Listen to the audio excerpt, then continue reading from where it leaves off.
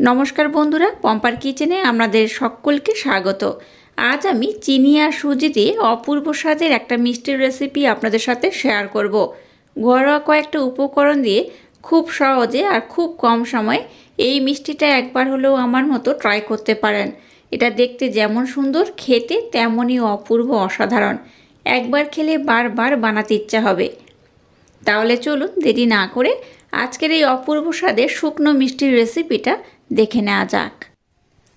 আজকে যে মিষ্টিটা বানাবো তার জন্য প্রথমে গ্যাসটা জ্বেলে দিয়ে একটা দেখুন ফ্রাই প্যান বসিয়ে দিয়েছি। ফ্রাই প্যানটাকে গরম করে নিয়েছি। এবার এর মধ্যে দিয়ে দেবো হাফ কাপ সুজি। এবার সুজিটাকে একটু নাড়াচাড়া করে ভেজে নিতে হবে। খুব লাল করে ভাজার দরকার নেই, জাস্ট একটু নাড়াচাড়া করে ভেজে নিলেই হবে। দেখবেন সুজির মধ্যে হালকা একটা স্মেল থাকে, সেটা কিন্তু আর পাওয়া যাবে না। তাই গ্যাসের ফ্লেমটাকে একদম লো রেখে সুজিটাকে একটু নাড়াচাড়া করে ভেজে নিতে হবে। সুজিটাকে দেখুন একটু নাড়াচাড়া করে ভেজে নিয়েছি। যতটা সুজি নিয়েছি তার অর্ধেক এবার এখানে আমি দিয়ে দেবো চিনি। দিয়ে দেবো সামান্য একটু এলাচ পাউডার, সামান্য একটু লবণ অ্যাড করলাম। এবার এখানে হাফ কাপ সুজির জন্য 1 কাপ এখানে জল দিয়ে দেব। আর সমস্ত মাপ দেখুন এই কাপের মাপ করেই ব্যবহার করছি।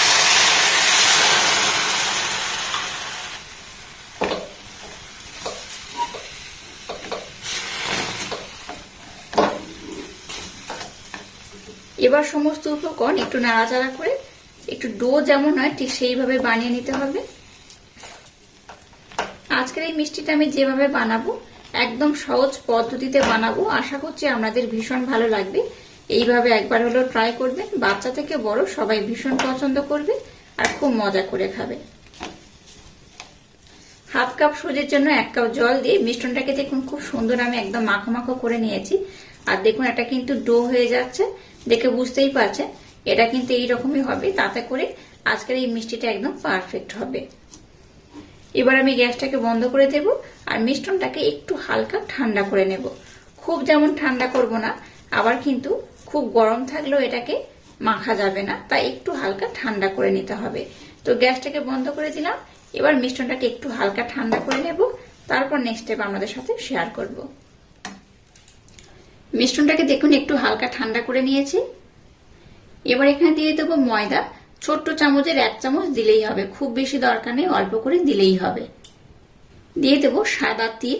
এখানে সাদা তিল আমি ব্যবহার করছি হাফ চামচের মতো। আবার এখানে আমি 1 চামচ চিনি দিয়ে দেব। চিনিটা দেখুন আমি কিন্তু একটু মোটা দানার চিনি ব্যবহার করছি, তাতে করে এই মিষ্টির স্বাদটা কিন্তু দ্বিগুণ বেড়ে যাবে।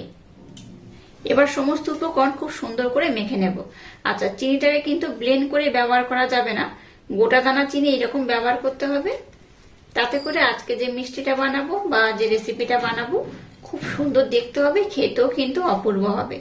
এবার এটাকে আমি একদম মোলায়েম সফট করে সুন্দর করে মেখে নেব। এটা মাখতে মাখতে যদি মনে হয় যে মিশ্রণটা একটু টাইট হচ্ছে, তাতে করে একটু জল ব্যবহার করবেন, তাতে করেও হবে। মিশ্রণটাকে দেখুন আমি কিন্তু খুব সুন্দর মোলায়েম সফট করে মেখে নিয়েছি, দেখে বুঝতেই পারছেন এটা কতটা আমি নরম করে মেখেছি। এবার দেখুন হাতের মধ্যে একটু ঘি নিয়ে নিলাম। ঘি নিয়ে এইভাবে হাতের মধ্যে নিয়ে একটু গোল করে নেব প্রথমে। আজকে যে রেসিপিটা বানাবো একদম সহজ পদ্ধতিতে বানাচ্ছি। যদি আপনাদের মনে হয় যে টুকটাক মিষ্টি খাওয়ার ইচ্ছা হচ্ছে, তখন কিন্তু একদম সহজ পদ্ধতিতে এটা বানিয়ে নিতে পারেন। এই দেখুন গোল করে তারপর হাতের মধ্যে এইভাবে একটু চ্যাপটা করে নিচ্ছি। আর ধারের পোর্শনটা দেখুন যেন না খুব ফাটল থাকে, এইভাবে একটু কিন্তু বানিয়ে নিলেই হবে। দেখুন কত সুন্দর দেখতে হচ্ছে। এইভাবে কিন্তু আমি সবগুলোকে সুন্দর করে বানিয়ে নেব। আবার একটু আমি নিয়ে নিচ্ছি, একটু ছোট বড় যার যেমন পছন্দ সেইভাবে কিন্তু এটাকে বানিয়ে নিতে পারেন। এইভাবে একটু মুঠি করার পর হাতের মধ্যে নিয়ে একটু গোল করে নেবেন। গোল করার পর এইভাবে কিন্তু একটু চ্যাপটা করে নেবেন। এই দেখুন ধারটা একটু কিন্তু ফাটল নেই, একদম অল্প বিস্তর ফাটল থাকলে সমস্যা নেই, তবে খুব যেন না ফাটল থাকে, এইরকম সুন্দর করে নরম করে মেখে নিতে হবে।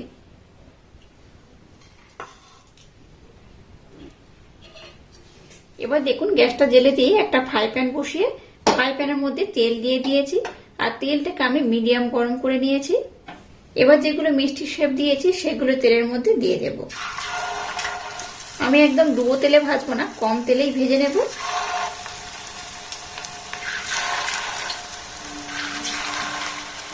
সবগুলোকে দিয়ে দিয়েছি। এগুলো কিন্তু এখনই নাড়াচাড়া করবো না, জাস্ট এইভাবে উপর থেকে একটু তেল দিয়ে দেব। যখন দেখবেন একদিকটা একটু মোটামুটি হয়ে যাবে তখন এটাকে উল্টে দেবো। এই দেখুন, এটা প্রথম দিয়েছিলাম, এই দেখুন একদিকটা কত সুন্দর হয়ে গেছে। এবার এটাকে আমি উল্টে দিলাম।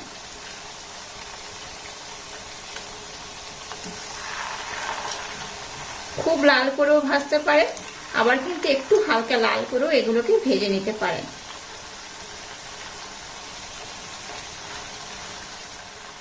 দেখুন কত সুন্দর একদিকে কালার হয়ে গিয়েছে, তাই অপর দিকটা উল্টে দিলাম। আমি এগুলোকে খুব বেশি লাল করব না, আপনারা চাইলে একটু বেশি লাল করেও কিন্তু ভাজতে পারে, তো খুব বেশি লাল আমি করব না। এই মিষ্টিটা কিন্তু একটু শুকনো মিষ্টি, তো এই মিষ্টি আপনারা চাইলে রসালোও বানাতে পারেন, তো আমি কিন্তু নর্মাল এইভাবেই বানিয়ে নেব। আচ্ছা, দুদিকটা একটু লাল করে নেব। এটাকে আমি আবার একটু উল্টে দেব। দেখুন দুদিকটা কালার কত সুন্দর হয়েছে। এই পর্যায়ে কিন্তু আপনারা উঠিয়ে নিতে পারেন, তাতে করেও কিন্তু এটা খেতে খুবই সুন্দর লাগবে। আর খুব লাল করে ভাজতে চাইলে সেটাও কিন্তু পারেন। আবার আমি 2 মিনিট সময় দিয়ে কিন্তু একটু ভেজে নিয়েছি। দেখুন, দেখে বুঝতেই পারছেন কত সুন্দর কালারটা হয়েছে। এই দেখুন, আর কিন্তু খুব বেশি লাল করব না, এগুলো এইরকমই থাকবে। এই অবস্থায় এটাকে এবার আমি উঠিয়ে নেব। আর দেখুন কত সুন্দর দেখতে হয়েছে।